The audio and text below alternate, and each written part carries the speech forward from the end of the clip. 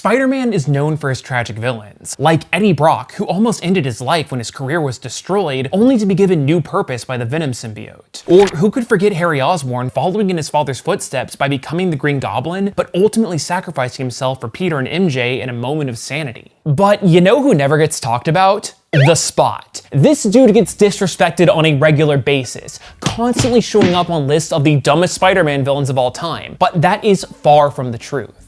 Since his inception, the Spot has been a really fun and interesting villain, but over the years, he has gone from this to this to this. Hello and welcome to Comic Drake, where I talk about comic books and my name is Drake.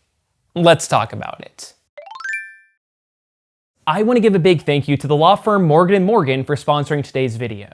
Unfortunately, my girlfriend was recently in a car crash, and the lady that hit her didn't have insurance. Thankfully, she wasn't injured, but I know for a fact that getting a lawyer involved if she was would have been a long and annoying process. However, if you're injured and don't know where to start, Morgan & Morgan makes it so easy. They're a law firm for the modern era, and in only 8 clicks or less, you can submit a claim to Morgan & Morgan. You can even upload medical records and documents, sign contracts, and submit case details all over your phone and text your legal team at any time throughout your case, which means that with Morgan & Morgan, you can submit a claim without even having to leave your couch. So if you're ever injured in an accident, now you know about at least one resource. For more information, go to forthepeople.com or pick up your phone and call #LAW. That's #529.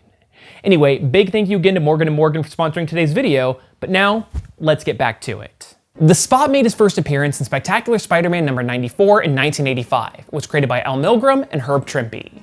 Dr. Jonathan Owen was a scientist that was working for the Kingpin, who was trying to create a superpowered henchman. Fisk was pretty lax as to what that power could be, but he still demanded results fast. Well, Kingpin was previously defeated by the duo Cloak and Dagger, and in the process, valuable data was collected about Cloak's teleporting powers. Dr. Owen thought that he could replicate that ability, which resulted in the creation of a big-ass dot that spawned in the middle of his lab. Jonathan looked at the hole with astonishment and was like, screw it, Kingpin's already going to kill me if I don't get results, so let's see what's inside. Now, if you watched my award-winning video about Cloak's powers, I explained that his cloak is a portal to a realm of darkness that's called the Dark Force dimension. But instead of ending up there, Dr. Owen fell into an endless white void that was filled with spots. Trying to keep time within this blinding abyss is basically impossible, so how long he drifted is anyone's guess.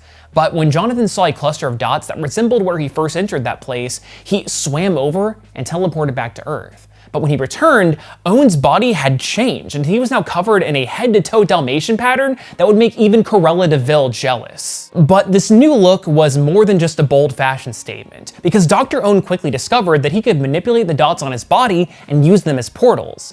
But also, one of the spots is his mouth, and it's low-key creepy as hell. I much prefer later on when his whole face is one massive dot. It looks a lot more menacing, and it also lets him do this.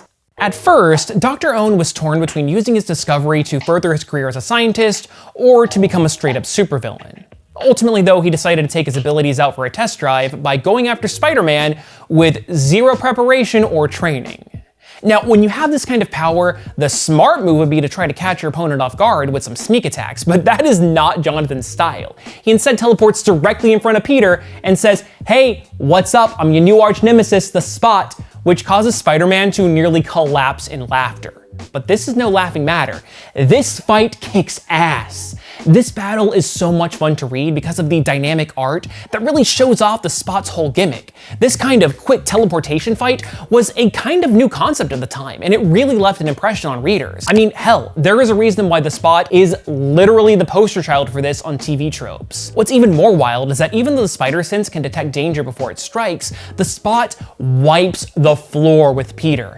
It's as if he's too fast and unpredictable for even the spider sense to track him, which is absolutely insane. There's even a part of the fight where Spidey follows the Spot into a portal only to discover that he was already waiting for him on the other side with an ambush, and then the Spot throws Peter through another portal and directly into a brick wall. The only reason the fight stopped was because Spidey's girlfriend showed up, so he decided to quit while he was ahead in order to not have to fight both of them at the same time. This was legitimately one of the most entertaining first villain fights that I have ever read, and it perfectly showcased that even though his concept and costume are silly, the Spot has the potential to be a great ongoing threat. And also, the cover for this issue goes so hard. Back at the lab, Dr. Own wasn't quite ready to reveal his powers to Kingpin, so he concentrates and managed to condense all of his spots into one large hole in his body that could easily be covered up.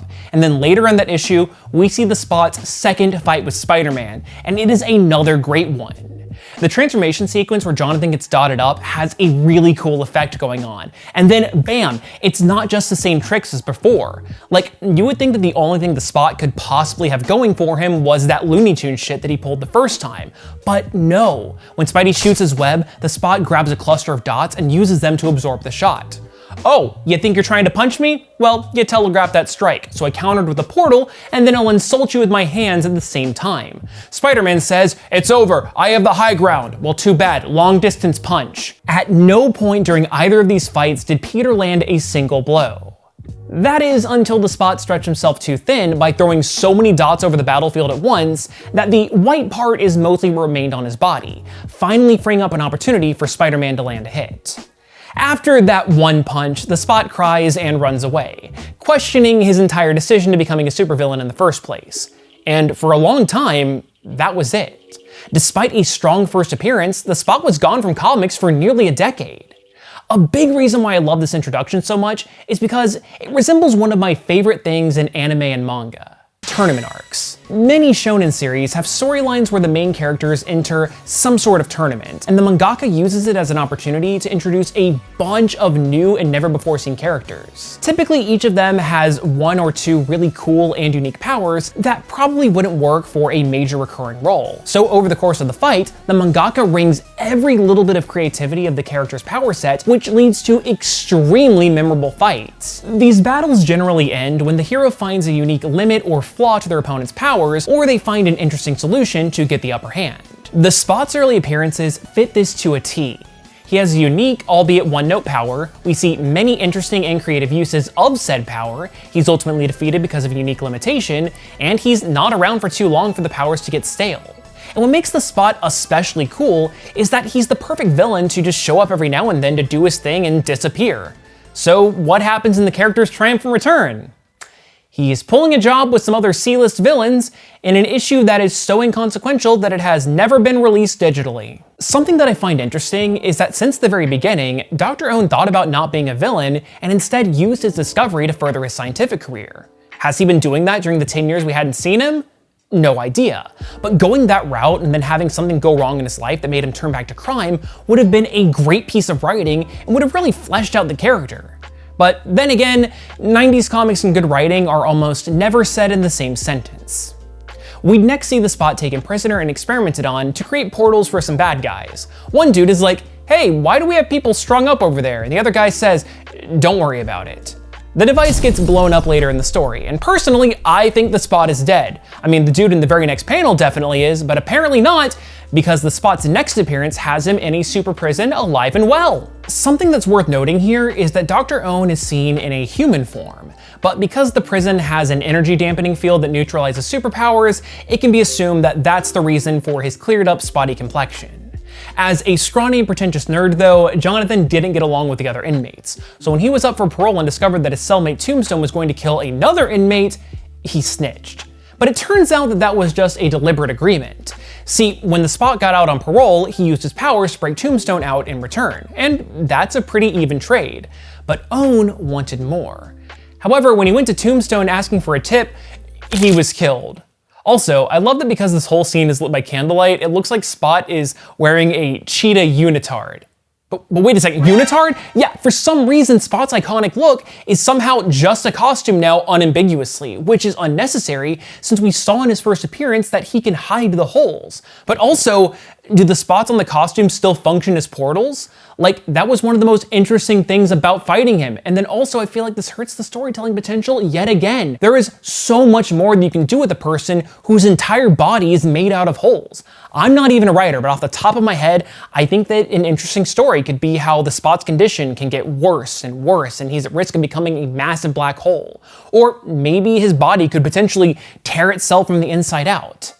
Though, it doesn't matter too much because he's somehow alive, again with no given explanation, only to be killed again, and then resurrected as a brainwashed zombie by a group of evil ninjas, and then Wolverine kills him again. And that's not all. He's once again brought back to life with no explanation and hired by MODOK for a heist, though he double-crosses the team for the Mandarin, and then the Mandarin double-crosses him right back. Nobody liked the Spot. This level of inconsistency clearly shows that the writers only saw him as an expendable joke. Like, at this point in time, he hadn't been in that many issues, so it would take no time to learn his history. To them, he was just another stupid-looking bad guy that shows up in the background whenever there's a gaggle of Spider-Man villains being shown off. But luckily, he was redeemed in a major way. Return of the Spot. This story completely recontextualizes the Spot into a silent assassin who swoops in and kills his targets lightning quick and in interesting ways to boot. This dude died with a wedgie. But what brought on this murder-palooza? Well, he's trying to get revenge on a crime syndicate that accidentally shot his estranged son in a drive-by. Oh yeah, he also has a son now that was never mentioned prior, don't worry about it. As for the radical shift in personality, it was explained that when the Mandarin double-crossed him, Jonathan was trapped in the spotted dimension for so long that he went mad. And this was communicated to Spidey through a handwritten note. Well, at least it would, but it's entirely written in an indecipherable dotted language. After avenging his son, the Spot found himself working for Mr. Negative, who promised to use his Dark Force powers to cure Jonathan's condition once and for all. But that plot was dropped entirely, and the next time we saw Dr. Own, he's executing a kidnapping job where he does this insane move of teleporting through a dude's chest and snapping his neck. And remember how I said that I love when heroes find inventive solutions to take out bad guys? Yeah, Daredevil takes the Spot down by tying him up through the holes in his body. Somehow though, the Spot got away and seemingly evolved into a new form that calls itself Coyote. This dude is the Spot turned up to 11, and he even managed to sever Daredevil's head. But as you can probably tell by my word choice, that isn't Dr. Own. He's actually being experimented on yet again, which led to Coyote's creation. After Daredevil frees Spot though, his body has a bad reaction and he turns into this fucked up monster. When this abomination came in contact with a pile of teleportation devices that Coyote had laying around, the Spot's body had yet another bad reaction. This time though, he melted into nothingness, as if he was the Wicked Witch of the West. But if there's one thing the Spot is good at, it's coming back to life off screen with no explanation whatsoever. After a few minor henchman roles and some background cameos, the only real appearance of substance that Own had going for him was yet again as a part of a heist team, and I have complaints. So first off, he's talking again, and that unhinged assassin angle that the Spot had been cultivating for years is thrown right out the window. Second, the spotted appearance is back to just being a costume, and on top of that, the outfit has solid black legs. So does the costume have any functionality whatsoever, or are the legs just one big portal? Who knows? He's only seen fighting in a single panel where he throws a couple of punches. Yet again, the writers completely disregard his history and squander the potential of powers.